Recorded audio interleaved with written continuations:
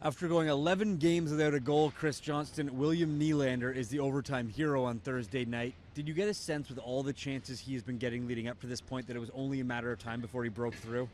Well, it's only a matter of time for a player that skilled, but what's interesting, Shawn, is he told me after the game that he was getting really down on himself, that he was a bit rattled, especially in the first period when he had a clean look coming in on his backhand and shot it high and wide. And look, the pressure was mounting on him. He's still a young player.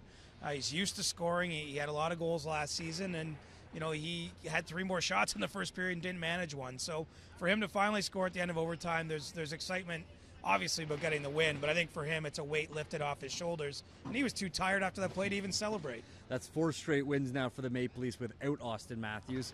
I'm sure the Maple Leafs don't want to go any longer without their number 1 center, but what does a team learn about themselves when they go through a stretch without a player like Matthews?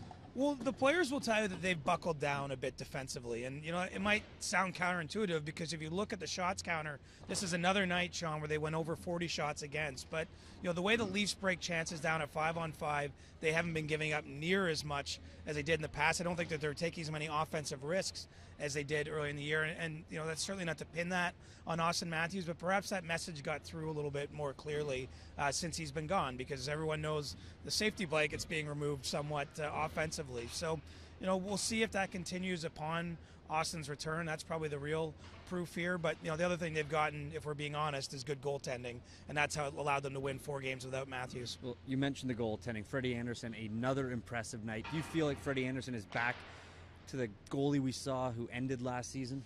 That's probably certainly his best performance of the season. One of his best as a Leaf. To have that kind of shutout, I think in overtime, the power play against, he made 8 saves alone just in the overtime period, including Taylor Hall in alone shortly before Nylander went down and scored at the other end. And this is positive. It's funny, it's followed a similar pattern to last year where he got off to the October he didn't want.